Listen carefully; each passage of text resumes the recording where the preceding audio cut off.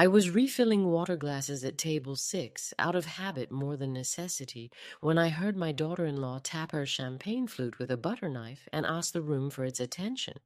I remember thinking, setting down the pitcher, how strange it was that after 35 years running dining rooms for other people, I still couldn't help myself at my own son's restaurant. The room smelled of seared scallops and warm bread, the string lights along the exposed brick catching the last of the evening light through the front windows. 40 well-dressed guests settling into their seats with the particular anticipatory hush that precedes any formal toast. I had spent the earlier part of that evening helping the catering staff set out the last of the past appetizers, straightening a crooked centerpiece, the same instincts that had served me for 35 years, refusing to switch off simply because that night I was supposed to be a guest rather than the person responsible for how smoothly things ran. I had no idea that within the next 90 seconds I would be publicly mocked in front of 40 food writers, investors, and industry guests, and that within the following week I would send a single formal letter that would change the entire financial foundation of that restaurant permanently. My name is Eleanor Marsh. Everyone calls me Ellie. I'm 67 years old. I spent 35 years managing dining rooms, first as a server, then a floor manager, and finally as the general manager of one of the most respected restaurants in this city.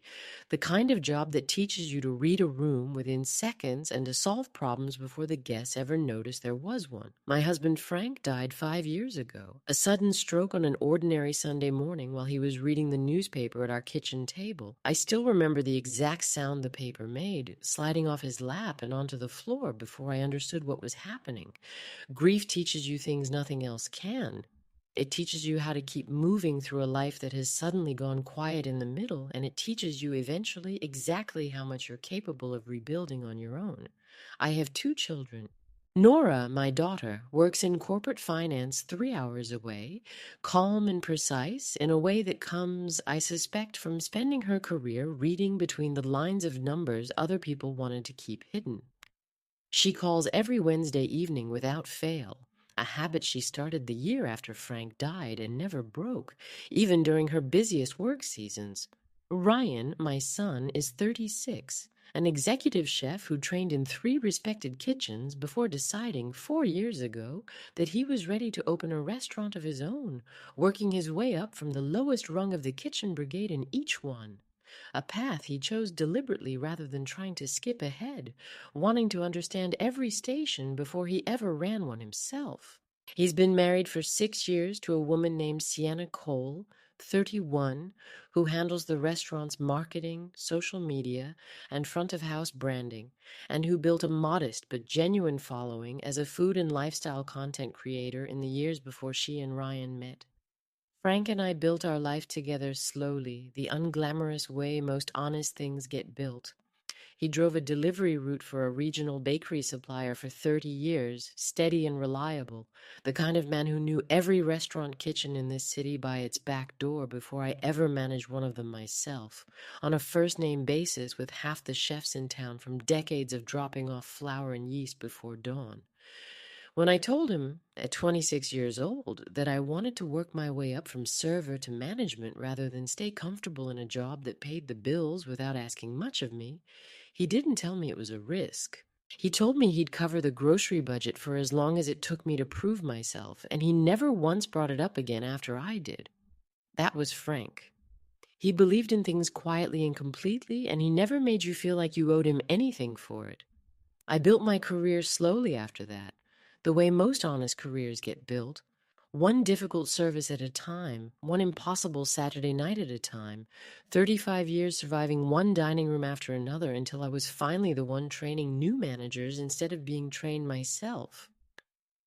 By the time I retired, I had run the floor for some of the most respected kitchens in this city, and I still received the occasional message from a former server or line cook thanking me for teaching them something about the business that stuck with them for decades. I remember one young server in particular, a woman named Patrice, who started with us fresh out of culinary school, brilliant but painfully shy about advocating for herself, the kind of employee who let other people take credit for her ideas rather than risk seeming difficult. I spent an entire year quietly coaching her after closing shifts, teaching her how to speak up in staff meetings, never once mentioning to the owners how much of her eventual promotion I'd helped engineer behind the scenes. She became one of the best floor managers I ever trained, and 15 years later, a message arrived saying she now ran her own restaurant group across 3 states. Her message ended with a single line that stayed with me for weeks. "You taught me how to take up space, Ellie, even when you never quite figured out how to take up your own." I think about that message often now, in a different light than I once did. I had been proud of my own invisible support for years, proud of asking for nothing in return. It took the events at the Copper Spoon to make me wonder whether that kind of invisibility, however well intentioned, sometimes cost the mentor more than either party ever fully accounts for. Frank didn't live to see me fully retire. He died 2 years before I finally stepped away, and some mornings I still catch myself wanting to tell him about a message from an old colleague before remembering there's no one on the other end of that particular line anymore. Sienna grew up in a family that struggled financially for most of her childhood, the kind of upbringing where every small success had to be fought for and defended loudly because nobody was going to hand her anything twice.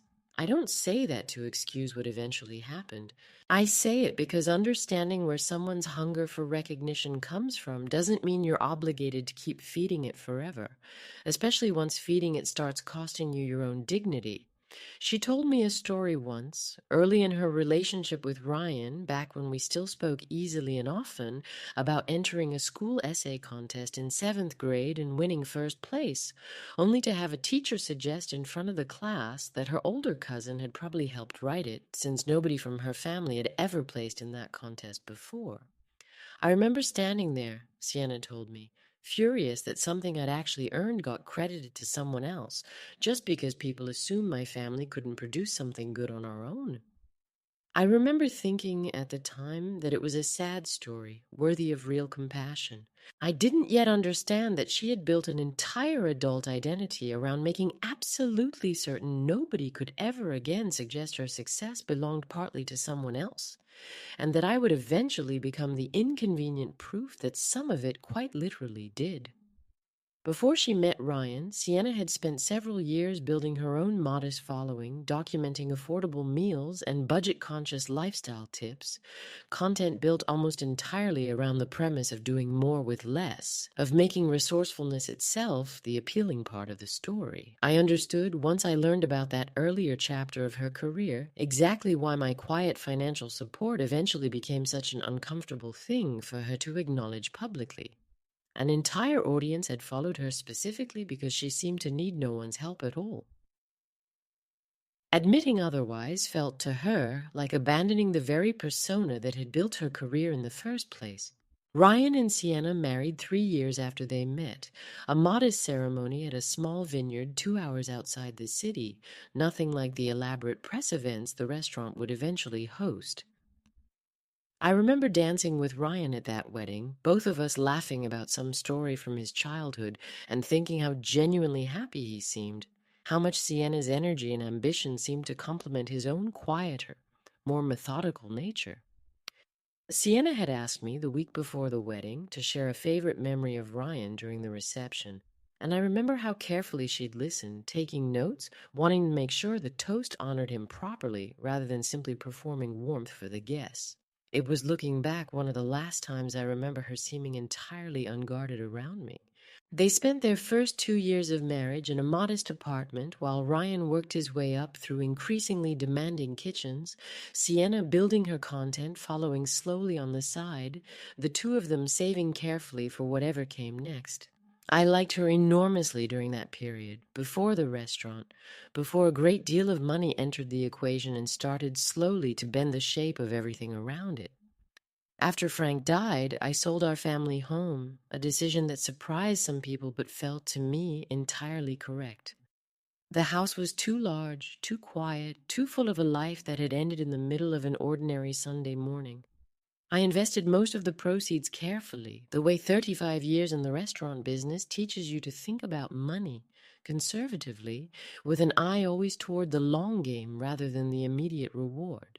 When Ryan came to me 18 months later with the idea for his own restaurant, a modern American bistro he wanted to call the Copper Spoon, I listened to his entire business plan at my kitchen table, the same table where Frank used to read the newspaper, and I understood immediately how serious he was.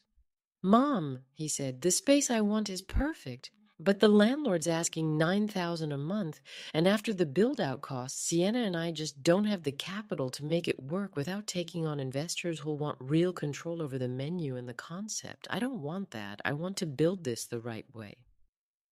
"Have you looked at other spaces?" I asked, genuinely curious. "Something closer to your actual budget?" "We have," Ryan admitted. "Nothing else had the bones this place does, the exposed brick, the layout, the location. Sienna's convinced it's the only space that actually fits the vision we've built for the brand. I know that probably sounds like an excuse, Mom, but I've been in enough restaurant kitchens now to trust my gut about a space, and this one is right." I sat with that for exactly one night before making him an offer he hadn't expected. "What if I bought the building myself," I told him, "and leased it to your LLC directly at a rate that actually makes sense for a new restaurant finding its footing? I have the capital sitting in conservative investments earning very little. Real estate in this neighborhood is only going to appreciate. It solves your problem, and it's simply a smart use of my own money." Ryan was quiet for a long moment. "You'd buy the whole building?" "Mom, that's an enormous commitment." "It is," I said. "It's also the best investment I've been offered since your father died. I'm not doing this purely out of generosity, Ryan. I'm doing it because it makes financial sense for both of us." Before finalizing anything, I asked Ryan to walk me through the empty space myself, wanting to see with my own eyes exactly what I'd be purchasing. We met there on a gray Tuesday morning, the building still bare, dusty concrete floors, exposed pipes overhead, a faint smell of mildew from years of neglect. Ryan walked me through his vision room by room, gesturing at where the bar would go, where the open kitchen pass would sit, describing the exposed brick he wanted to restore along the far wall. "I know it doesn't look like much right now," he said, almost apologetically, washing my face as I took in the bare concrete and exposed wiring. "It will," I told him, and I meant it completely. I stood in the middle of that empty shell, dust motes floating in the gray morning light, and found myself able to see quite clearly exactly what he saw. It didn't feel like a risk in that moment. It felt like recognizing something true about my own son that I'd always known but never quite seen proven so plainly. I want to be honest about something. That framing was true, and it was also, I understand now, a way of making the arrangement more comfortable for everyone involved, myself included. Before finalizing anything, I met with a real estate attorney I'd worked with years earlier during my restaurant management career, a careful, thorough woman named Patricia Delgado who specialized in small commercial property transactions. I explained the situation, the purchase price, the lease terms I had in mind, and asked her plainly to make sure everything protected me as much as it protected Ryan. "A month-to-month lease with a standard notice clause is smart," she told me. "It gives you flexibility if circumstances change, and it protects your son, too, since he's not locked into a long-term obligation he might not be able to sustain. Just make sure the rent reflects a genuine business decision, not simply a favor, on paper at least, so the arrangement holds up if it's ever questioned."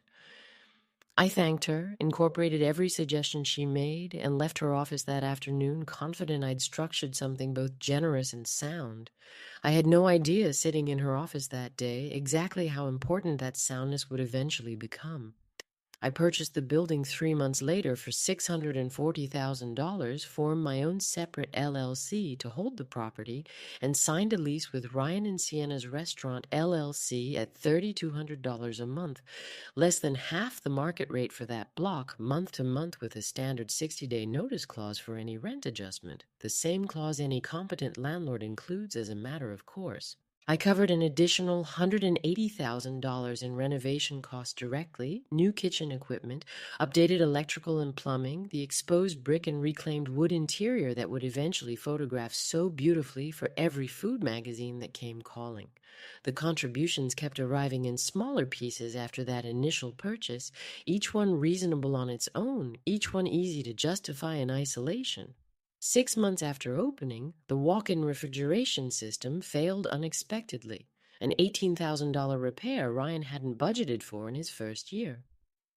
I covered it quietly, transferred directly to the equipment vendor rather than routed through the restaurant's operating account. 8 months in, a persistent leak in the dining room ceiling required emergency roofing work, another $11,000 I paid without discussion. 14 months in, when the restaurant's point-of-sale system failed entirely during a busy Saturday service, I quietly covered the $6,000 cost of a complete system replacement, arranged through a vendor I still had connections with from my own years managing dining rooms. A year later, when a slow winter left the restaurant short on cash flow for 2 consecutive months, I simply didn't collect rent those months, an informal accommodation I never mentioned to anyone outside our immediate family. None of these felt significant in the moment. Together, by the time the restaurant reached its 3rd anniversary, I had contributed well over $400,000 beyond the initial building purchase toward a business that, to nearly everyone who walked through its doors, appeared to be entirely the product of Ryan's culinary talent and Sienna's marketing instincts. The restaurant's growth over those 3 years was genuinely remarkable to watch. What began as a modest 32-seat dining room with a simple, focused menu grew, by the second year, into one of the more talked-about openings in the city's food scene, written up in 3 separate local publications, featured on a popular regional food podcast, its reservation book filling weeks in advance by the start of year 3. Ryan's cooking had always been talented, but watching him refine it under real pressure, service after service, taught me something about my own son I hadn't fully appreciated before. The same quiet discipline I remembered building in myself decades earlier, one difficult night at a time. I want to be clear about something. I never once regretted a single dollar. I loved watching Ryan's confidence grow with every positive review. I loved seeing Sienna's genuine talent for building the restaurant's public identity, the warm, inviting photographs, the thoughtful captions, the way she'd turned a modern American bistro into a destination people actually talked about.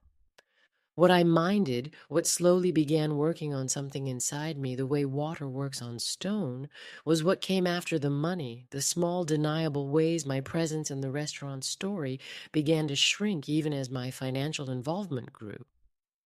The first time I noticed it clearly was at the restaurant's 1-year anniversary, a modest gathering for staff and a handful of regular guests, string lights strung simply along the bar, and a sheet cake from a local bakery rather than anything elaborate.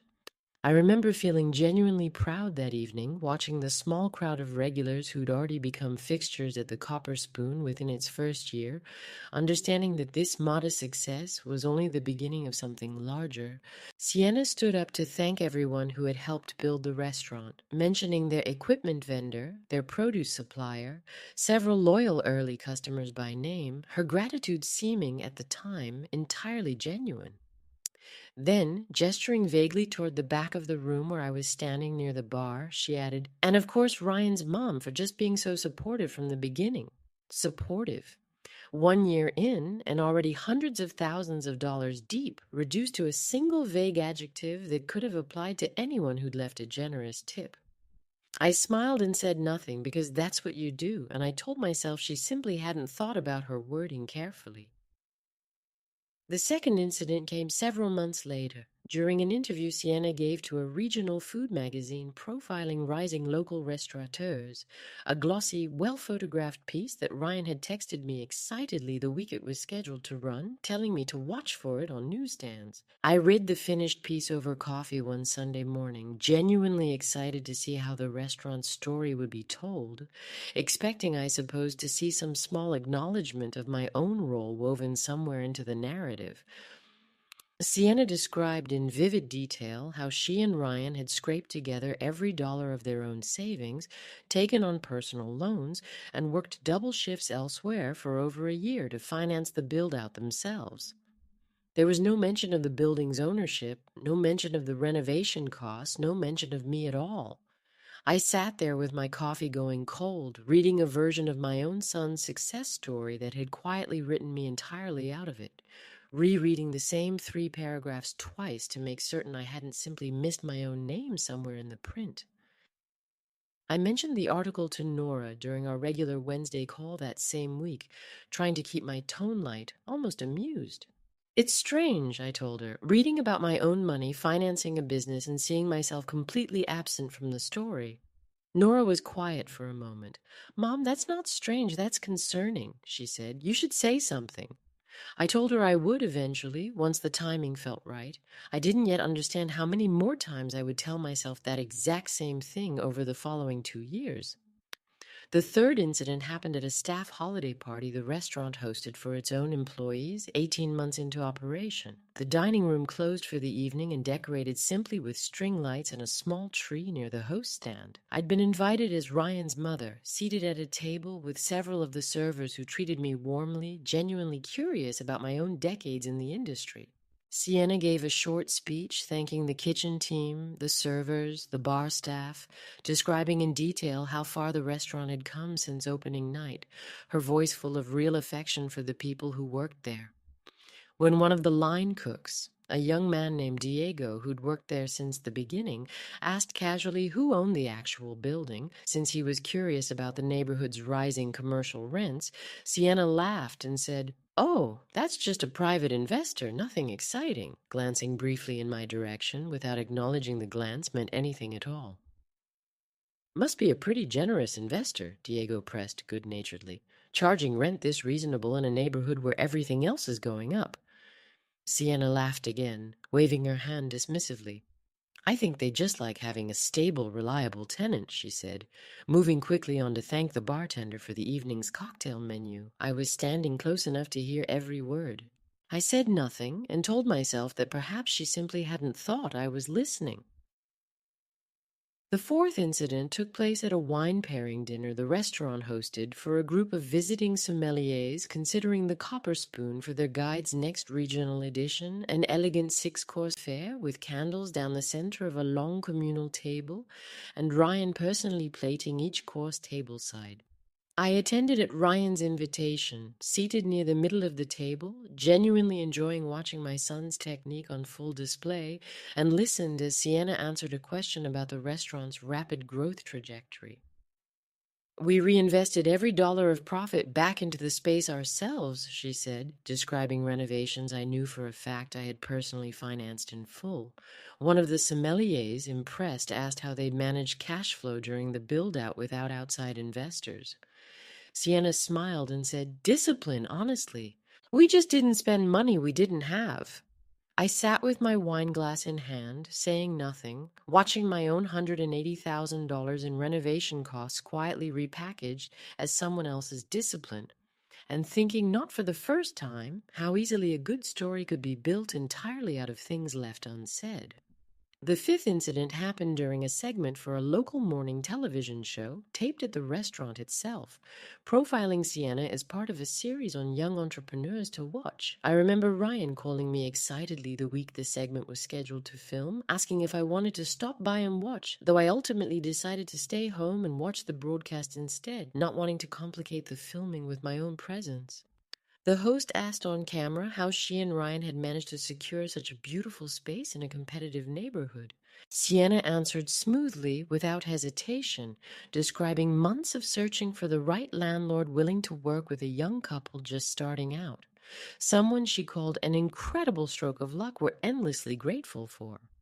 I watched the segment air 2 weeks later, sitting alone in my living room, hearing myself described as a stroke of luck rather than a person, my name never once mentioned in 4 minutes of televised coverage about a building I owned outright, rewinding the recording once to make certain I hadn't simply misheard. The sixth incident happened at Sienna's own mother's 60th birthday dinner, held at the Copper Spoon itself as a special favor Ryan arranged, the private dining room decorated with balloons and a banner Sienna had ordered specially for the occasion. I attended at Ryan's invitation, seated near the middle of the table beside Sienna's aunt, genuinely enjoying the warmth of the celebration.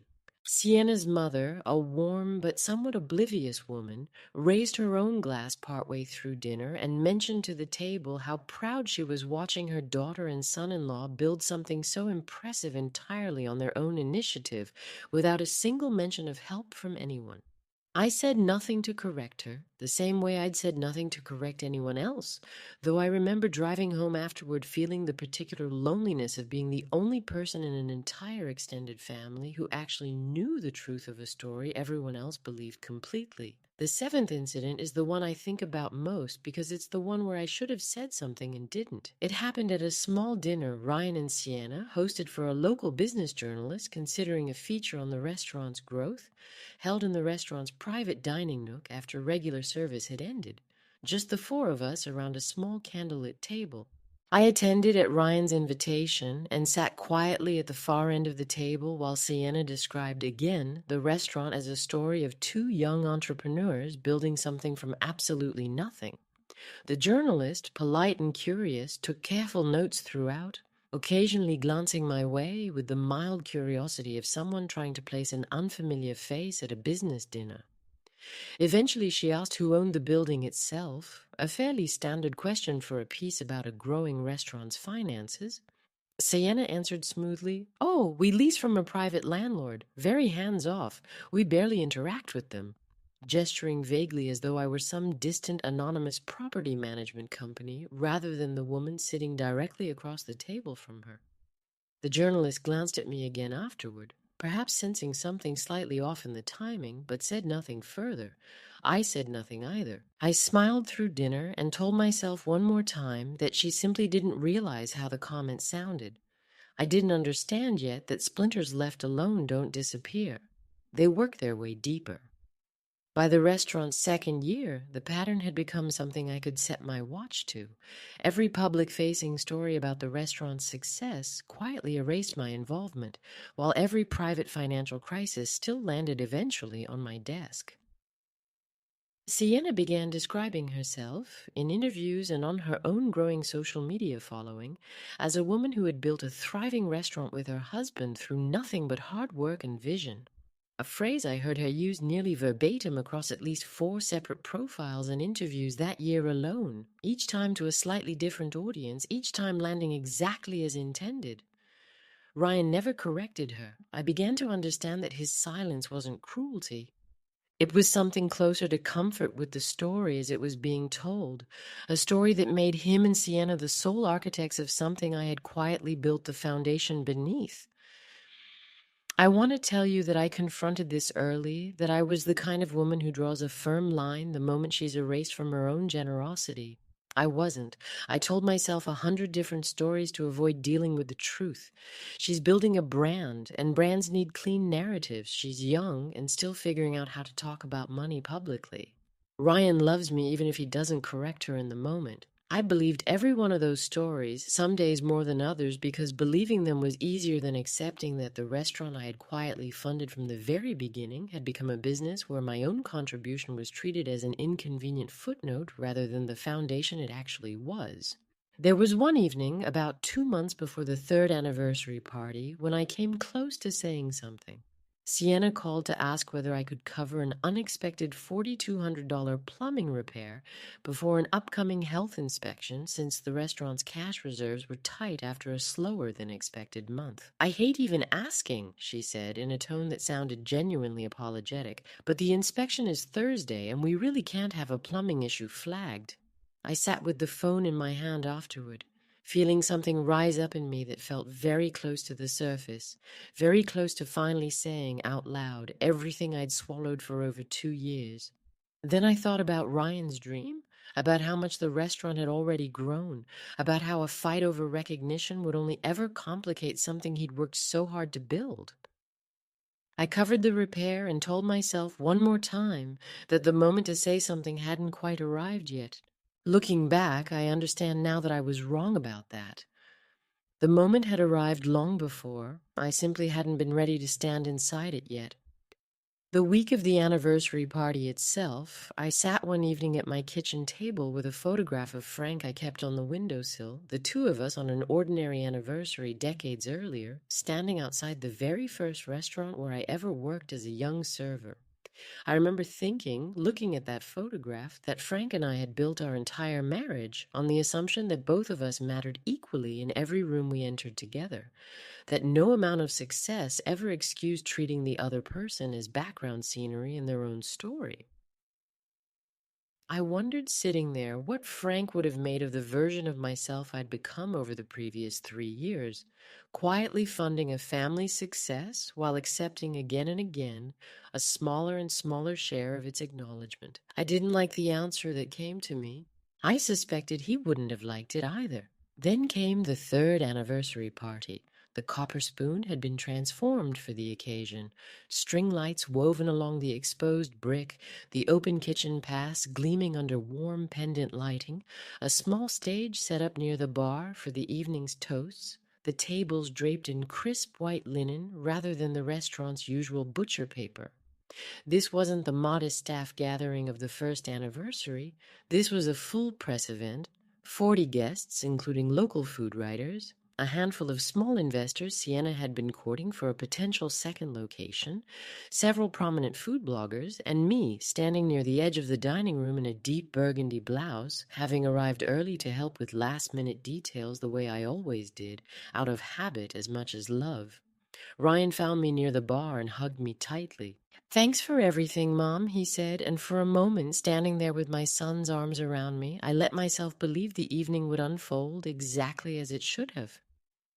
Sienna greeted the arriving guests with practiced warmth, moving through the room in a way that felt entirely natural to her, complimenting a food blogger's recent piece, thanking an investor for making the trip. She acknowledged me briefly near the bar, a quick, "So glad you could make it, Ellie," before moving on to the next cluster of guests, the same vague warmth she extended to everyone in the room, indistinguishable from how she greeted a photographer she'd met only that evening. I spent a few minutes early in the evening chatting with the quiet, careful investor, a man named Warren, who introduced himself as considering a stake in the restaurant's planned second location.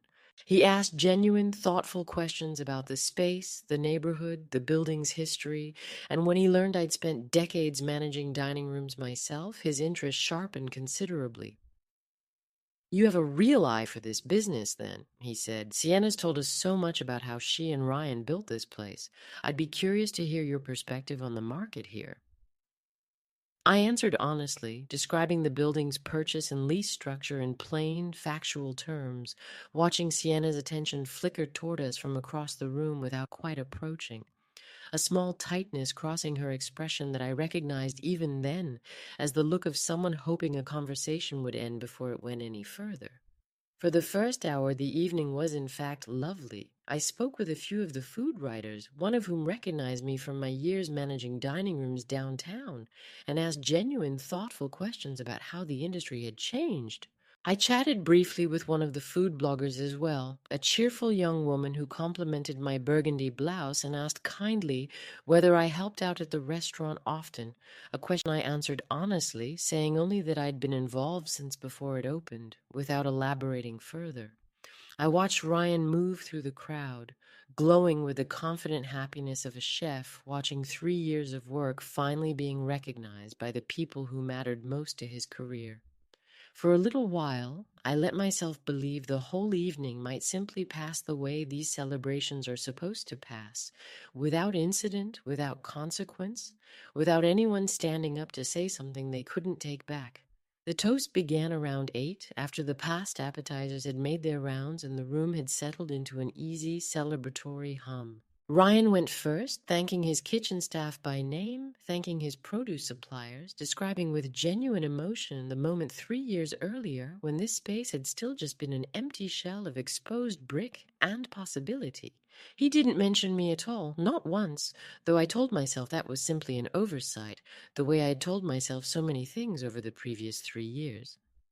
Then Sienna stepped up onto the small stage, tapped her glass with a spoon until the room quieted, and smiled the particular bright, camera-ready smile I had come to recognize over the previous 3 years as the one she used right before saying something designed to land as charming to everyone except its actual target.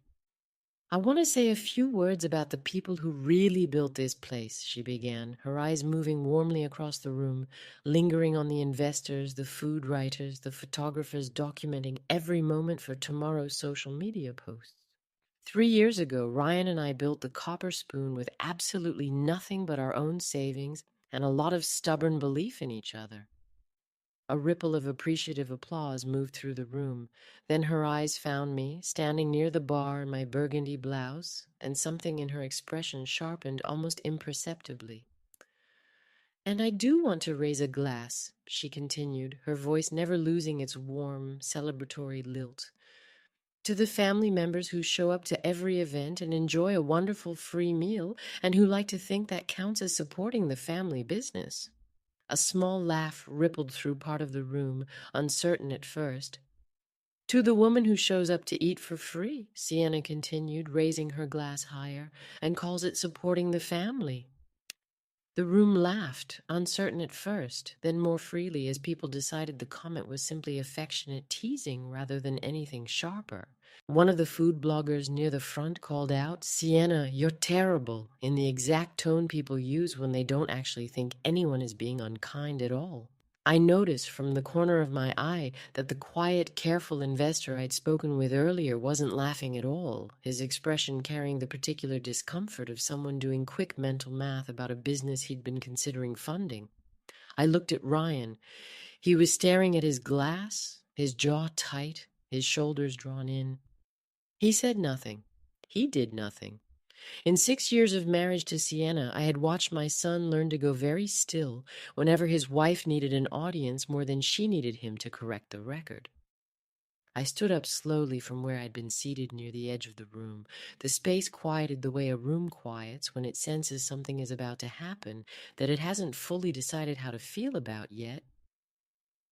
I lifted my own glass, still full.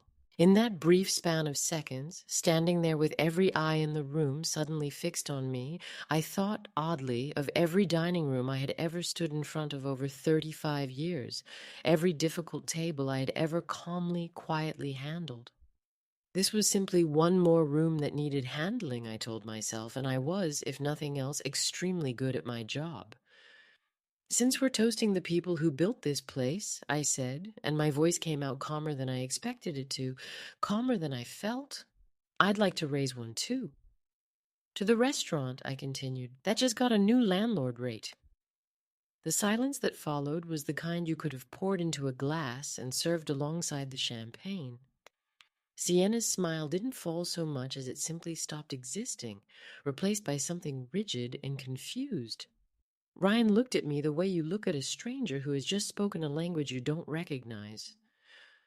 "Mom," he said quietly, "what does that mean?" I didn't answer him. Not there, not in front of 40 guests who had just laughed at a joke about me eating for free, in a restaurant built inside a building I owned, on renovation costs I had paid, at rent I had quietly forgiven more than once.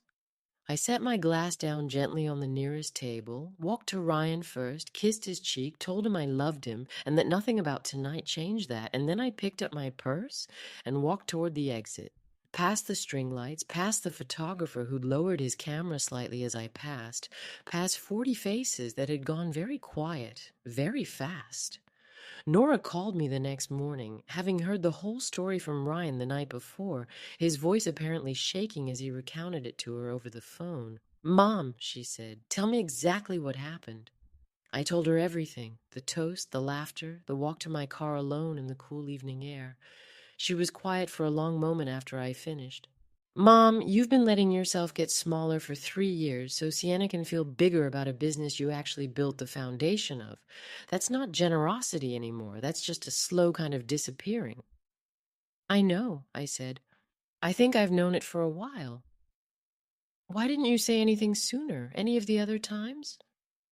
"Because every time I considered it, I thought about how hard Ryan had worked, how much the restaurant meant to him, how a fight over credit would only ever complicate something he loved.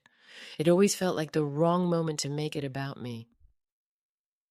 "Mom, that's the exact reasoning I hear from people who've been absorbing something for years," Nora said. "There's always a reason it's not quite the right moment." Sometimes you have to decide the moment has arrived, even when it's inconvenient for everyone else's story. Are you going to actually do something about the rent, or was that just something to say in the moment? I sat with that question for a long moment, looking out at my own quiet backyard, thinking about Frank, about the desk he'd have built me if I'd needed one, about the particular clarity that settles over you after you finally stopped absorbing something you should have addressed a long time ago. I already know exactly what I'm going to do, I told her. I just needed a night to be certain. I still remember what happened next. That evening, I sat at my own kitchen table with a cup of tea and the lease agreement I'd signed with Ryan's LLC 3 years earlier, reviewing it carefully the way 35 years of managing other people's businesses had trained me to review any contract. The lease included a standard 60-day notice clause for rent adjustments, the same clause I include in every commercial lease I've ever signed, a basic landlord protection rather than anything unusual or punitive. $3,200 a month, less than half the market rate for that block, had been my choice from the beginning, a genuine gift disguised for everyone's comfort as a smart investment. Part of me wanted to call Ryan first, to give him the chance to fix this himself, to stand up for me the way I had waited 3 years for him to stand up for me. But some quiet professional part of my mind reminded me that I had given him that chance repeatedly already, at every one of those earlier incidents, and he had failed to take it every single time. Warnings only work on people who are listening for them, and Ryan had trained himself, carefully and probably without meaning to, not to hear anything that might require him to disagree with his wife's version of their story. I thought, too, about Nora's advice from years earlier, the phone call I hadn't fully taken to heart at the time, about how the below-market lease had stopped being help and started being something the family simply relied on. I hadn't been ready to hear it then. Sitting at that kitchen table, I finally understood exactly what she'd meant. I thought about Frank, about how he would have handled this, and I found myself smiling faintly in the quiet kitchen. Frank would have said very little, I decided. He would have simply adjusted the terms of the arrangement quietly and completely the same way he handled everything, and let the adjustment speak for itself. I thought that was exactly the kind of response this particular moment called for. I thought, too, about the phrase Sienna had used in front of 40 people, eating for free. As though 35 years of building dining rooms, $400,000 in quiet financial support, and a building I owned outright amounted to nothing more than an unpaid meal. I had spent 3 years trying to earn a kind of acknowledgement that should never have required earning in the first place. That, more than any single joke at that party, was the thing I finally understood sitting at my kitchen table that night. I called Patricia Delgado the following morning, the same attorney who had helped me structure the original lease 3 years earlier, and explained what I intended to do. She pulled up the lease terms while we spoke, confirming the 60-day notice clause was still fully enforceable, and asked only one question before agreeing to help me draft the formal letter. "Is this decision made clearly, or is it made in anger?" she asked. I told her the truth, that it had started in anger the night before, but that a full day of reflection had left me certain it was also simply the correct and overdue business decision. "Then it's not really about anger anymore," she said. "It's about finally exercising a right you always had. I'll have the notice ready by this afternoon." She called back 3 hours later to confirm the final language, reading it aloud to me over the phone, plain and unremarkable, the kind of letter that could have applied to any commercial tenant anywhere in the city, which was, I understood even as she read it, precisely the point. I want to be clear about what I did and did not do because I think it matters. I did not evict my son's restaurant. I did not demand immediate payment or threaten to sell the building out from under him. I drafted a formal, professional notice, the same kind any landlord sends when adjusting a below-market lease, informing the restaurant's LLC that effective in 60 days, the monthly rent would increase to $8,500, still slightly below the current market rate for comparable space in that neighborhood, but nearly triple what they had been paying.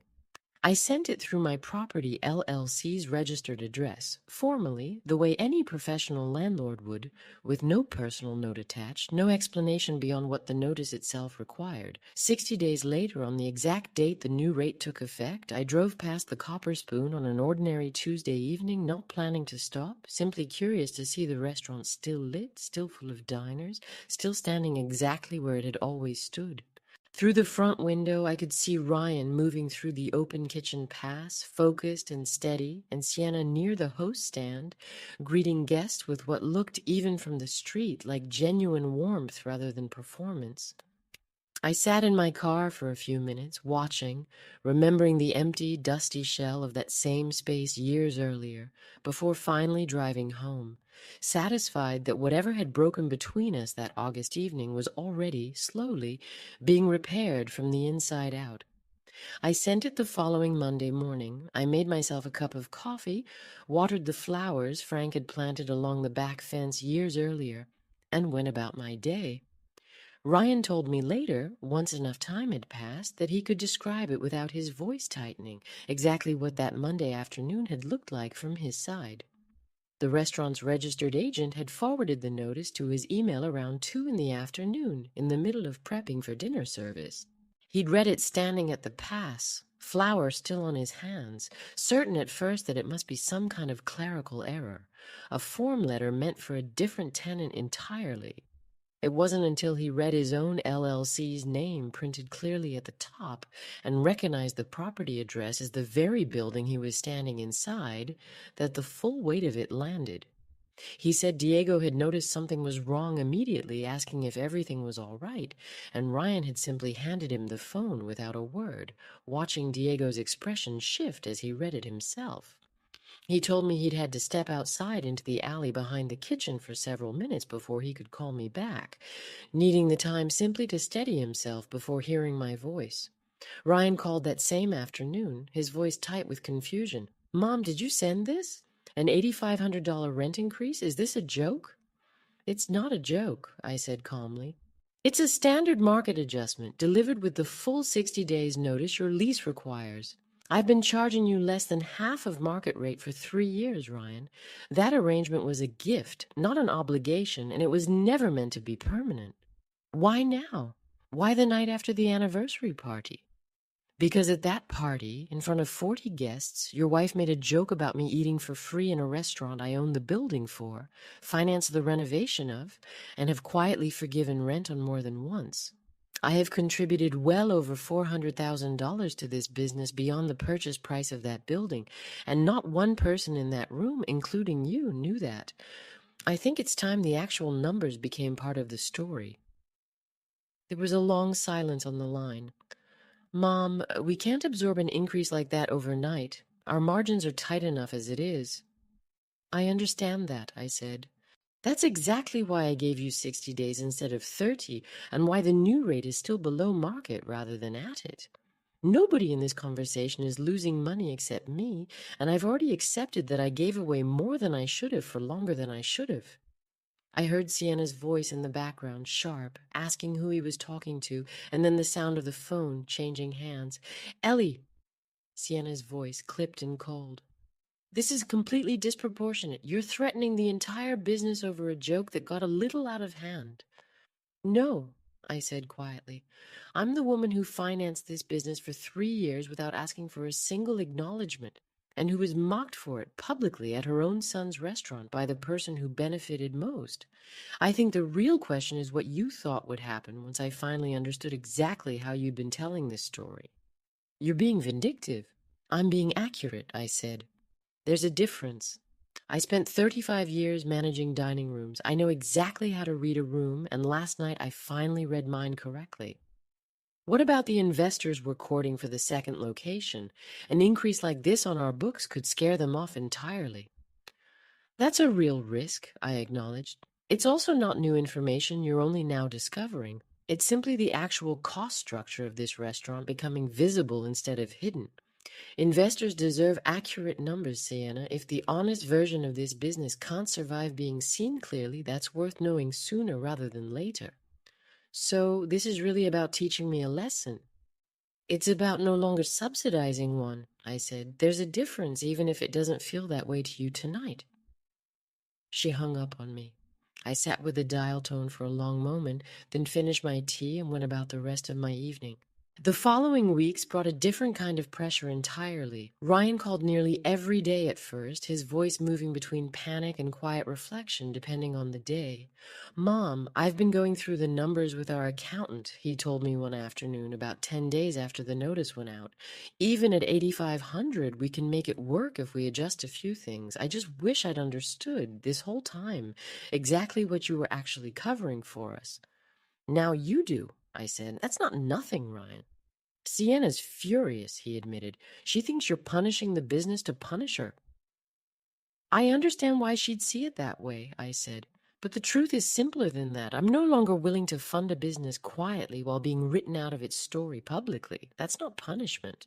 That's just the actual cost of the arrangement finally becoming visible." Nora offered, without my asking, to sit down with Ryan and walk through the restaurant's full financial picture with him, using her own expertise to help him understand exactly what a below-market lease and years of forgiven rent had actually meant for his bottom line. She drove down for an entire Saturday afternoon specifically for this purpose, spreading 3 years of financial statements across Ryan's own kitchen table, walking him through each line item with the same patient precision she brought to her professional work. Ryan told me a few weeks later that the conversation had been humbling in ways he hadn't expected. "She showed me on paper exactly what Mom's given us over 3 years," he said. "I knew it was significant. I don't think I understood it was nearly $500,000 until I saw the actual number." About 10 days after the notice went out, Ryan asked if I'd be willing to join a video call with him and Sienna together, something he described, a little awkwardly, as trying to get everyone on the same page. I agreed, mostly out of curiosity about what that page might actually contain. When the call connected, Ryan was sitting at his kitchen island, Sienna standing behind him, arms crossed, her expression carefully arranged into something between contrition and defensiveness. "Mom," Ryan began, "we wanted to talk through everything as a family, get on the same page about what happens next." "I'm listening," I said, setting down my coffee cup and giving the call my full attention. Sienna spoke first, her voice tighter than I'd heard it in years. "I think we all said things in the heat of the moment. I know the joke landed wrong. But raising the rent this dramatically, with no warning beyond the legally required notice, felt like it was designed to hurt us as much as possible. Was that the intention?" I considered the question honestly before answering. "The intention was to stop subsidizing a story I was being erased from," I said. "If it hurt, I understand that. It should. 3 years of quiet contributions don't disappear painlessly just because the reason they're ending is a good one." "We could lose staff if we have to cut costs to cover this," Sienna said, her composure cracking slightly. "Is that really what you wanted?" "What I wanted," I said, "was to stop being described as help around the property while paying for the property itself. I never once asked either of you to build a business you couldn't afford. I only asked, eventually, silently, and apparently not clearly enough, to be treated as an honest part of the story instead of a convenient omission." Ryan was quiet for a long moment, and then he turned slightly toward Sienna, away from the camera in a way that suggested he'd forgotten, briefly, that I could still see them both. "She's right," he said to her, quietly but clearly enough for me to hear. "We built something we couldn't actually afford to tell honestly, and we let my mother carry the actual cost so we wouldn't have to admit that to each other, or to anyone else." Sienna's eyes filled, and for the first time in the entire call, she didn't have a rebuttal ready. "I don't know how to fix a story that was built partly on someone else's silence," she said, almost to herself. "That's not really my problem to solve," I told her gently. "But I'll say this, a business built on somebody else's erased sacrifice was never actually standing on its own foundation to begin with. If the story collapses now, it's not because I raised a rent. It's because it was never really telling the truth in the first place." Nobody spoke for a long moment after that. Ryan finally looked back at the camera. "I don't know what happens next for the second location," he admitted. But I know what needs to happen with you and me, Mom. I need to actually correct the record out loud the next time someone erases you from something you built. I'd like that, I said. I've been waiting 3 years to hear it. Sienna spoke up once more before we ended the call, her voice steadier now. For what it's worth, Ellie, I don't actually want the old rate back without earning it. I want to earn it by telling the truth for long enough that it stops feeling like a risk to tell it. I told her that was, in fact, exactly the arrangement I'd been hoping for, though I hadn't quite known how to phrase it myself until she said it first. The call ended a few minutes later, quieter than it began. Sienna did not call me for almost 3 weeks. I didn't expect her to. Nora told me later, once the story had made its way through the family more fully, that word of the rent increase had spread quickly among the restaurant's own staff. Diego, the line cook who'd once asked so casually who owned the building, apparently figured out the truth within days and mentioned it to a few co-workers. Not maliciously, simply as an observation about how quickly a below-market lease could unravel once a family relationship soured. One of the servers, a young woman who'd worked there since opening night, reportedly told Ryan directly that she'd always assumed the restaurant's landlord situation was too good to be sustainable long term, and that she hoped, for everyone's sake, that whatever had happened between him and his mother could actually be repaired. I ran into Diego myself, entirely by chance, at a farmer's market a few weeks later. He recognized me immediately, having seen me at enough staff gatherings over the years to know exactly who I was. "Mrs. Marsh," he said, approaching carefully, "I heard about the rent situation. I hope it's all right that I say something, but I always figured there was more to that building than Sienna let on. She's good at her job, don't get me wrong, but some of us in the kitchen used to joke that the numbers never quite added up to what she described publicly." I told him I appreciated his honesty. "For what it's worth," Diego added, "the staff mostly just wants to see the place stay open and stay fair. Whatever's fair for you is fair for us, too." I thought about that conversation for days afterward, struck by how clearly a line cook I'd met only a handful of times had understood something it had taken me 3 years and one very public toast to fully act on myself. Ryan promoted Diego to sous chef that spring, a decision he told me had been overdue for over a year, though he admitted a little sheepishly that watching Diego navigate the whole rent situation with such calm honesty had finally convinced him the promotion couldn't wait any longer. "Turns out the people who tell you the truth even when it's inconvenient are usually the ones worth trusting with more responsibility," Ryan said. I told him that sounded like a lesson worth remembering well beyond the kitchen, and that I hoped he'd carry it forward into every future hiring decision he ever made, not just the ones that happened to involve his own mother's financial arrangements. The investor Sienna had been courting for a potential second location grew noticeably quieter over those same weeks. Warren, the careful, quiet man I'd spoken with at the anniversary party, called Ryan directly to ask whether the restaurant's finances had ever actually been what Sienna's public story suggested, mentioning politely that my own comments about the lease structure that evening hadn't quite matched what he'd been told previously.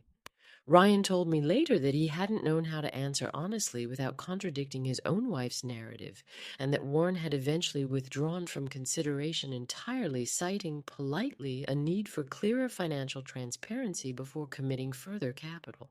Ryan came by my house alone one evening in the second week after the party, without calling first, something he hadn't done since he was a teenager, needing to talk through something he wasn't ready to say at the dinner table. He looked exhausted, his chef's coat still smelling faintly of the kitchen, standing on my porch like a man who'd rehearsed what he wanted to say the entire drive over and lost his nerve somewhere around my front steps. "Can I sit for a minute?" he asked. We sat on the porch swing his father had hung for me the summer before he died, and for a long moment Ryan said nothing at all, just stared out at the yard the way he used to when he was 15 and had done something he wasn't sure how to confess. "I keep thinking about that toast," he finally said. "Not just what Sienna said. What I didn't say. I had 10 seconds, Mom. 10 seconds to stand up and say, that's not okay. And I let them pass because I was scared of undermining her in front of investors and press. I chose her comfort over your dignity, and I didn't even have to think about it. That's the part that scares me most. It wasn't even a hard decision for me. It was just automatic." "I noticed," I said quietly. I know you did, he said. I've been trying to figure out when that became automatic. I don't think it happened all at once. I think it was 100 small moments over 3 years, starting probably around the time the restaurant opened, where I learned that protecting Sienna's public story mattered more than keeping the actual record straight. And somewhere in there, you became the person I let absorb the erasure because you never fought back, and she always did. I let that sit between us for a moment before answering. You're not wrong, I said, but I want you to hear something else too. I let you learn that lesson, Ryan. I taught it to you just as much as you learned it. Every time I smiled through something that should have made me furious, we built that pattern together. You're not the only one who needs to change how he behaves. Why did you smile through it all those times? He asked. You're not exactly a woman who lets things slide easily. I've watched you send back a bad table's food 3 separate times over the years. Why let this slide? Because sending back food is professional, I said. This felt personal, and personal things are harder to correct in the moment without feeling like you're making a scene at your own son's celebration. I think I convinced myself that patience here was a virtue. It wasn't. It was just delay. He nodded slowly, his eyes wet in the porch light. I don't know how to fix 3 years of that in one conversation.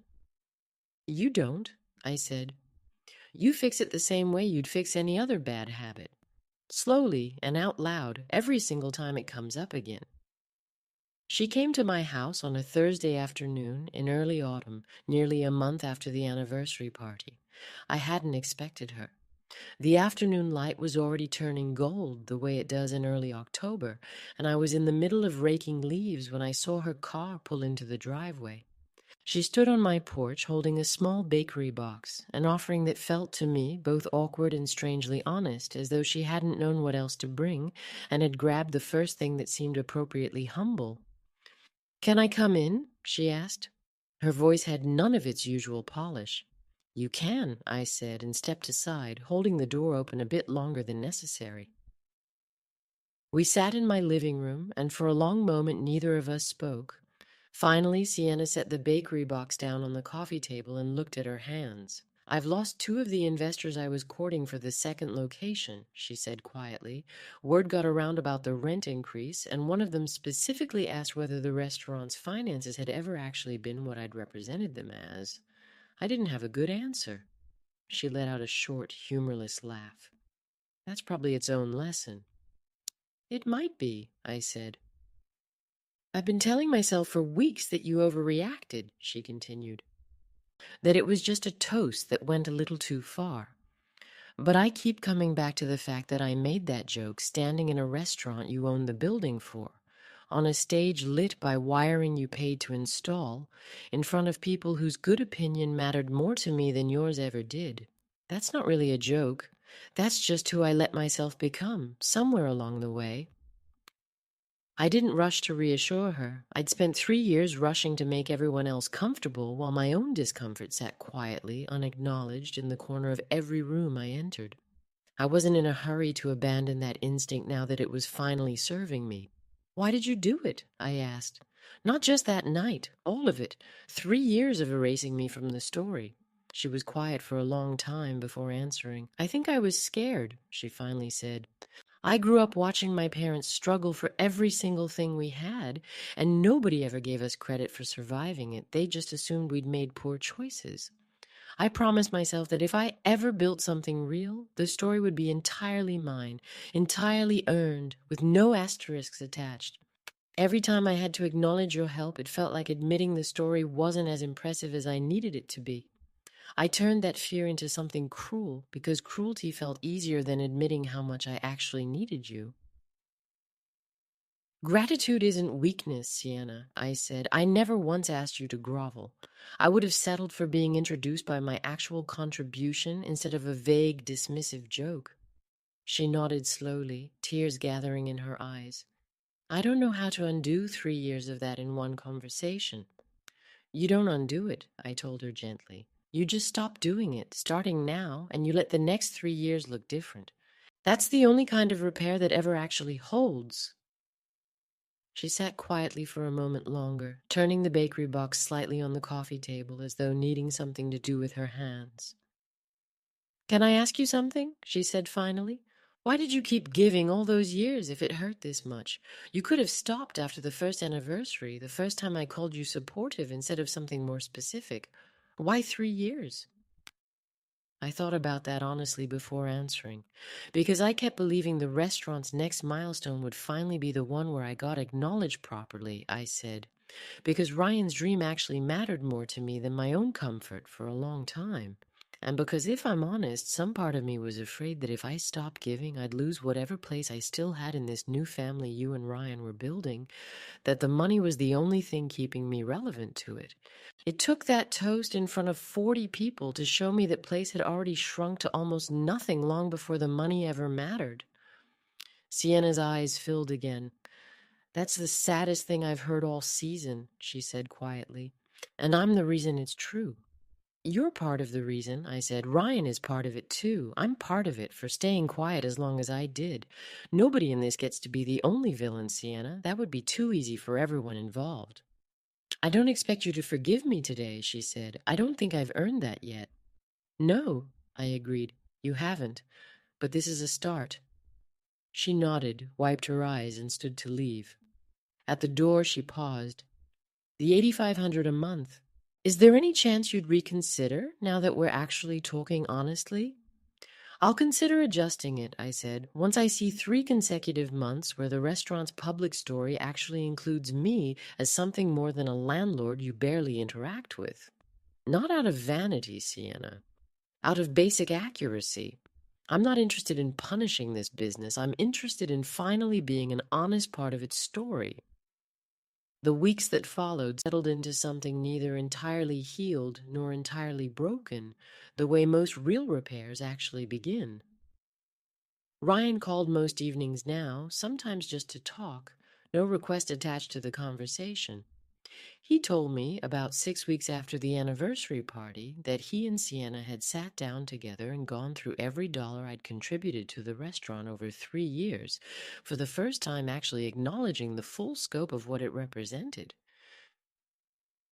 She cried when she saw the real total, Ryan admitted. Not because of the number itself, but because she realized how long she'd let herself believe a version of our story where we'd built all of it entirely alone. Nora, without my asking, offered to sit down with Ryan and Sienna together to walk through the restaurant's actual financial picture using her own professional expertise, the same way she'd once helped me understand a complicated contract when I was still learning the business side of restaurant management decades earlier. Ryan told me a few weeks into those conversations that Nora had asked them in their very first meeting to describe in plain language exactly what the restaurant story had left out. We both just sat there, Ryan said, because the honest answer took almost 20 minutes to fully explain, and neither of us had ever said it out loud in one sitting before. I asked him what Nora had said to that. She said it sounded like we'd been telling a story with entire chapters missing, he said. I think that's about right. I called Patricia Delgado a few weeks after the notice went out to update her on how everything had actually unfolded, since the situation had evolved somewhat differently than either of us originally expected. She listened to the whole story with the same careful attention she brought to every case review, and when I finished, she was quiet for a moment before saying, Eleanor, I've drafted a lot of landlord notices over the years, and I can tell you what you did wasn't reckless. It was actually one of the more disciplined uses of a standard clause I've seen a client execute in a long time. I told her I hadn't thought of it in those terms, that it had felt in the moment more like an act of pure emotion than discipline. Sometimes the two aren't as far apart as people assume, she said. You built in a safeguard because you were being careful 3 years ago. The fact that you eventually needed it doesn't make you any less careful for having built it in the first place. Before we hung up, she added one more thing. For what it's worth, Eleanor, most of my clients never actually use the safeguards we build into their contracts. I'm glad yours turned out to matter. It means the whole exercise wasn't just theoretical. That October, Ryan and Sienna invited me to Sunday dinner at their own house for the first time in longer than I could remember, a small gathering with none of the press, none of the photographers, just the 3 of us around their kitchen table. Their small house smelled of simmering broth when I arrived, something homemade rather than catered, a welcome change from the polished, photograph-ready meals I'd grown used to at the restaurant. I arrived carrying a bottle of wine, and Sienna met me at the door, drying her hands on a dish towel. "I made the soup myself tonight," she said, a little self-consciously. "No caterer, no food styling for photos. I looked up one of Ryan's grandmother's recipes, actually, the one he always talks about from childhood." "You didn't have to do that," I said. "I wanted to," she said. "I think I've spent a long time trying to impress people who were never going to be impressed by anything real. I'd rather learn how to actually cook something honest for the people who matter." Dinner that evening had none of the performance I'd grown used to over the previous 3 years. Nobody mentioned the restaurant's press coverage. Nobody described a recent investor meeting in exhaustive detail. Ryan talked about a new seasonal menu he was developing, genuinely excited, asking my opinion on a sauce he was still perfecting the way he used to ask me to taste test his cooking as a teenager, sliding a small spoonful across the table for me to try before he'd even served it to Sienna.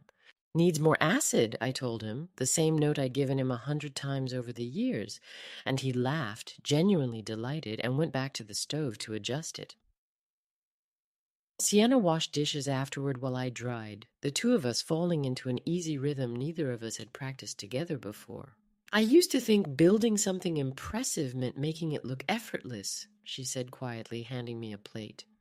"I think I finally understand that the most impressive thing is actually just being honest about how much help it took." That's a hard thing to learn," I told her. "I'm glad you learned it before it cost you more than it already did, and I'm glad it was a rent increase that taught you, rather than something considerably harder to recover from." "It cost us plenty," she said, "but I think we got off relatively easy, honestly, considering what it could have cost." I found myself standing at that sink drying dishes, thinking briefly of Frank, of how he used to say that the truest measure of a marriage wasn't how it looked at a party, but how it functioned on an ordinary Tuesday evening doing dishes together in comfortable silence. I said as much to Sienna, and she smiled, genuinely moved, setting down the dish she'd been scrubbing for a moment. "I wish I'd met him," she said. "He sounds like he understood something it took me 3 years and a public humiliation to even start learning." "He would have liked you," I told her, and I meant it. Eventually. Once you'd learned that particular lesson, she told me over coffee after dinner that she'd started rebuilding her own content brand around a more honest premise, documenting not just the polished final dishes, but the actual financial reality of running a small restaurant, the real numbers, the real setbacks, the real people behind the scenes. "It's a completely different kind of content," she admitted. "Slower to grow, honestly, but it feels like mine in a way the old version never quite did, because it's not hiding anything anymore." I told her that sounded like exactly the kind of success she'd been chasing at that anniversary party, and that it was a shame it had taken a very public toast to help her find the real version of it. She laughed at that quietly, without any of her old defensiveness. "A shame, and also probably the only thing that could have actually worked," she admitted. I don't think a gentler wake-up call would have landed the same way. The Copper Spoon made the Sommelier Guide's next regional edition after all, a small but genuine honor Ryan had been hoping for since that wine pairing dinner months earlier. The published entry, when it finally arrived, included a brief mention of the restaurant's ownership structure, a detail the guide apparently verified independently for accuracy, listing my property LLC by name alongside Ryan and Sienna's Restaurant LLC. Ryan told me he'd noticed it immediately and that Sienna, reading the same entry over his shoulder, had gone quiet for a long moment before saying simply that it was strange how much lighter the truth felt once it was finally printed somewhere she hadn't controlled herself. Warren, the same careful investor who had withdrawn from consideration months earlier, reached out to Ryan again that winter. Having seen the Sommelier Guide's honest entry and the follow-up magazine feature, he told Ryan he'd reconsider the second location once the numbers were fully transparent, adding that he generally preferred investing in businesses willing to survive being seen clearly rather than ones that needed a carefully managed story to stay afloat. Ryan told me about that conversation with something like relief in his voice, understanding finally that honesty hadn't cost him the opportunity after all. It had simply delayed it until the business was ready to deserve it. Sienna's next magazine feature, a follow-up piece for a regional business publication covering the restaurant's continued growth, told a noticeably different story. She described this time the building's ownership honestly, mentioned the renovation costs and my role in making the build-out possible, and included a single line that stayed with me longer than almost anything else said that season. Our family's restaurant was never something we built alone, and we're finally proud enough of that truth to say it out loud. When Ryan sent me the article, I read that line 3 times before setting my phone down. Nora hosted the whole family for Christmas that year, the first time in years that both of her children, Ryan, Sienna, and I, had all gathered under one roof at once. Nora's kids, 9 and 12, adored Ryan and treated Sienna with the easy, unguarded warmth children extend to anyone who plays along with their games, and watching Sienna get down on the living room floor to help build a gingerbread house with my grandchildren, patiently reattaching a wall that kept collapsing under the younger one's enthusiastic icing technique, I felt something settle in my chest that had been unsettled since the previous autumn.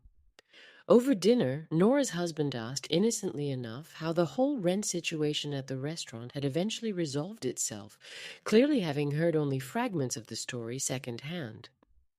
The table went quiet for a moment, the kind of quiet that used to precede something painful in this family, before Sienna simply said, "Ellie financed our entire restaurant, and I made a cruel joke about it in front of 40 people at our own anniversary party. She raised the rent to make sure everyone understood exactly what she'd done for us. It was the best possible outcome, honestly, even though it didn't feel that way for about 6 weeks." Nobody laughed uncomfortably. Nobody needed the subject changed. Nora's older daughter, 12 and endlessly literal in the way 12-year-olds often are, looked up from her plate and asked, "Wait, so Grandma basically built the whole restaurant and Aunt Sienna made fun of her for it?" When her mother confirmed that yes, that was essentially what had happened, she shook her head slowly and said, "That's kind of messed up. No offense, Aunt Sienna." Sienna laughed, more freely than I'd heard her laugh in over a year. "None taken," she said. "You're right, it was kind of messed up." I laughed harder at that exchange than I had in months, struck, not for the first time, by how effortlessly children manage to name the plain truth adults spend years carefully avoiding. A few weeks after that Sunday dinner, a handwritten card arrived in my mailbox. Ryan's familiar, slightly cramped handwriting on the envelope. Inside, he'd written only a few lines.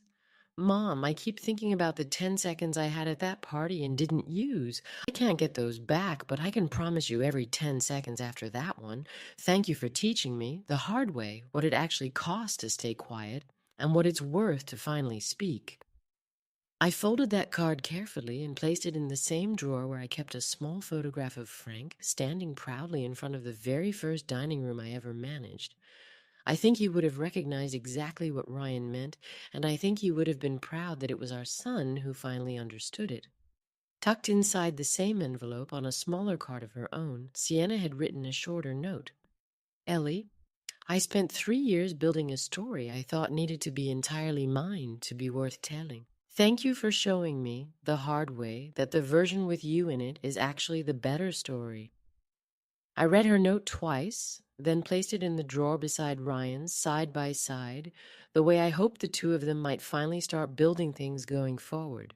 3 months after the anniversary party, once the restaurant's public story had genuinely changed and Ryan and Sienna had rebuilt their financial footing around the honest number, I adjusted the rent back down to $5,000 a month, still considerably below market, but no longer the deeply discounted rate that had allowed the old story to survive unexamined for 3 years. I told Ryan the adjustment reflected an actual, transparent partnership now, rather than an invisible subsidy propping up a narrative that erased me. He asked if I wanted the new number formalized in writing through Patricia Delgado's office, and I told him yes, that I thought both of us had learned, the hard way, exactly why clear paperwork mattered as much as good intentions. We signed the updated lease together at my kitchen table, the same table where the original conversation had started, Ryan reading every clause carefully this time instead of simply trusting the arrangement to sort itself out. I think about that anniversary party often, the joke about eating for free, the silence that followed my own toast, the walk to my car alone under the string lights I'd paid to install. At the moment, it felt like the end of something, the end of a relationship with my daughter-in-law that I had tried for over 3 years to quietly nurture with generosity nobody acknowledged. Looking back now, I understand it was actually the beginning of something else entirely, a business finally built on honesty rather than a story convenient enough to sell to investors. I think, too, about that pitcher of water I was refilling at table 6 the moment Sienna tapped her glass, an instinct so old and so automatic that I hadn't even registered doing it. 35 years of habit taught me to fill a glass before anyone had to ask. It took a single toast, delivered in front of 40 strangers, to finally teach me the difference between a habit worth keeping and a habit that had quietly become a way of making myself smaller in rooms I had every right to fill completely. I don't regret a single dollar I contributed to that restaurant. Ryan's dream mattered to me, and it still does. What I regret is how long I let myself believe that funding someone's success was the same thing as earning acknowledgement of it. Those two things can look identical from the outside, and it takes real courage to separate them, especially when the person benefiting from the confusion has built an entire public identity around the confusion continuing. I think about the specific moments now with a clarity I didn't have while I was living inside them. The vague word supportive at the 1 year anniversary. The phrase incredible stroke of luck on live television. The description of me as just a private investor at a staff holiday party where the very people I'd hired equipment vendors and repair technicians for stood listening. Each one seemed small enough to excuse in isolation. Strung together, they formed something considerably less innocent, a pattern deliberate enough that I no longer believe, looking back, that any of it was entirely accidental. Sienna may not have consciously planned each individual omission, but the cumulative effect served a purpose she understood on some level, even if she never named it to herself, keeping the person who made her restaurant possible small enough that acknowledging her wouldn't threaten the story she needed to tell about her own resourcefulness. Real generosity, I've come to believe, doesn't require secrecy to survive, and it certainly doesn't require humiliation as its price of admission. If a family needs you to disappear quietly into the background of your own sacrifice in order to feel comfortable with their own story, that discomfort is telling you something important, and it deserves to be listened to, not smoothed over with another quiet transfer. I think of it now the way I used to think about a dining room that looked perfectly calm on the surface while the kitchen behind it was quietly falling apart. You can ignore the discrepancy for a long time if you want to. It never once corrects itself on its own. It only continues quietly until someone finally walks the floor and sees the whole picture clearly. Nora visited that spring, staying the whole weekend rather than her usual quick Sunday drop-in, and we spent an afternoon walking through the same farmer's market where I'd once run into Diego, though this time it was simply the two of us, mother and daughter, taking our time. "You seem lighter," she said at one point, apropos of nothing, watching me examine a basket of early spring strawberries. "I don't know how else to describe it. Lighter than you've seemed in years, actually, maybe since before Dad died. I think I finally stopped carrying something I should have set down a long time ago, something considerably heavier than I ever let myself admit at the time," I told her. "The restaurant or the story about the restaurant?" "Both, I think," I said, "though mostly the story. The restaurant was never the hard part." We continued walking through the stalls, Nora choosing a bundle of early asparagus, me lingering over a table of fresh-cut flowers. "Do you ever wonder," she asked, "what would have happened if you'd said something the very first time at that 1 year anniversary?" "All the time," I admitted. "I don't think it would have gone well, honestly. I don't think I had the clarity yet to say it the right way.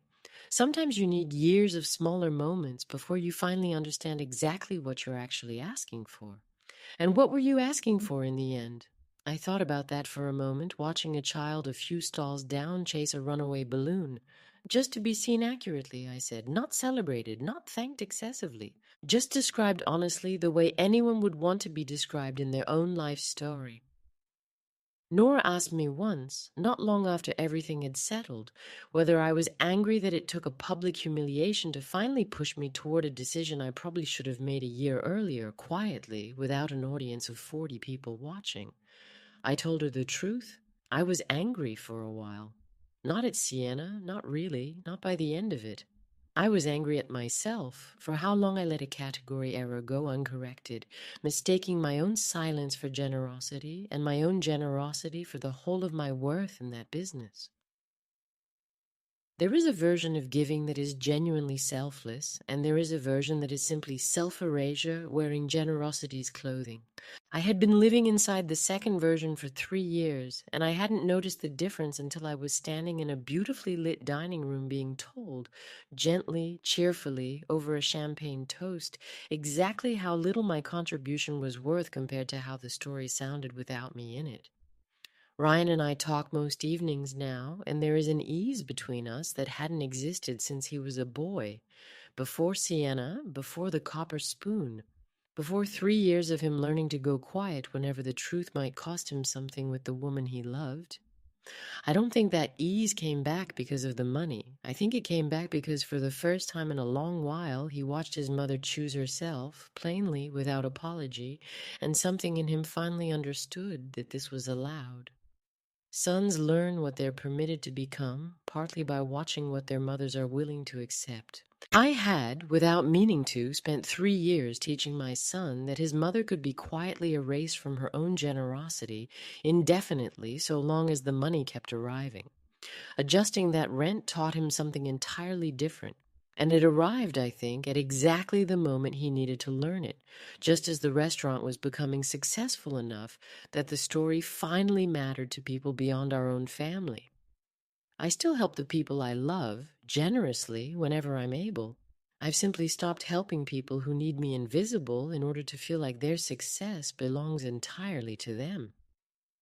There's a difference. And it took a joke about eating for free, delivered in a restaurant I had quietly built the foundation of, to finally teach me exactly where that line belongs. These days, when I walk into the Copper Spoon, I don't wonder whether my contribution will be acknowledged the way it deserves to be.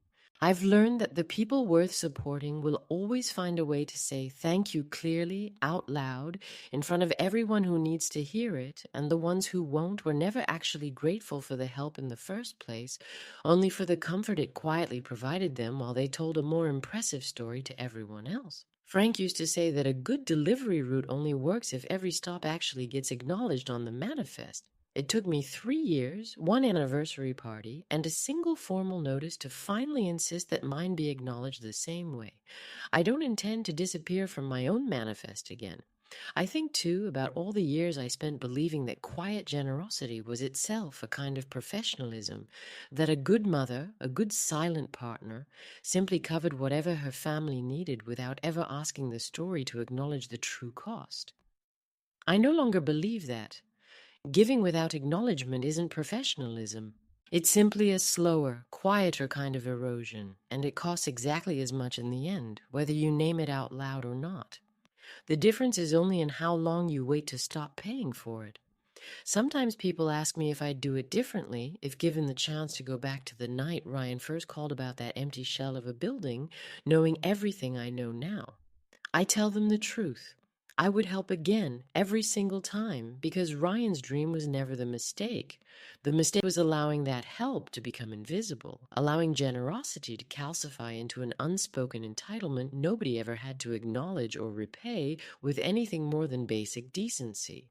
If I could change one thing, it wouldn't be the money I gave.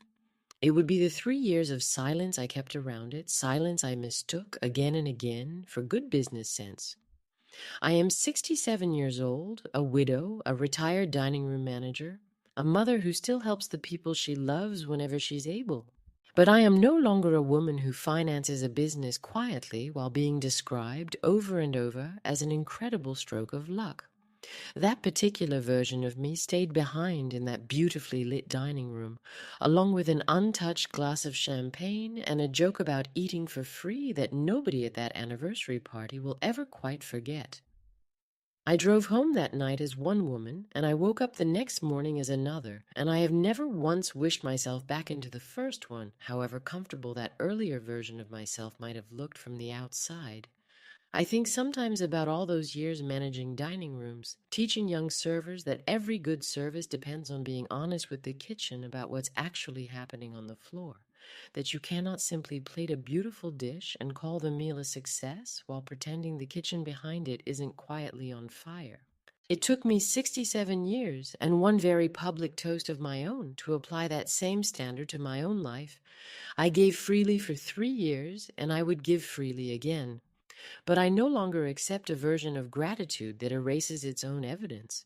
If I am the reason a restaurant opened, a dream became possible, a building still stands exactly where a young chef needed it to stand, I intend to remain visible in that story, not because I need applause, but because pretending otherwise was never generosity. It was only ever a kindness to someone else's comfort, purchased at the cost of my own, and I have spent enough of my life quietly paying that particular bill.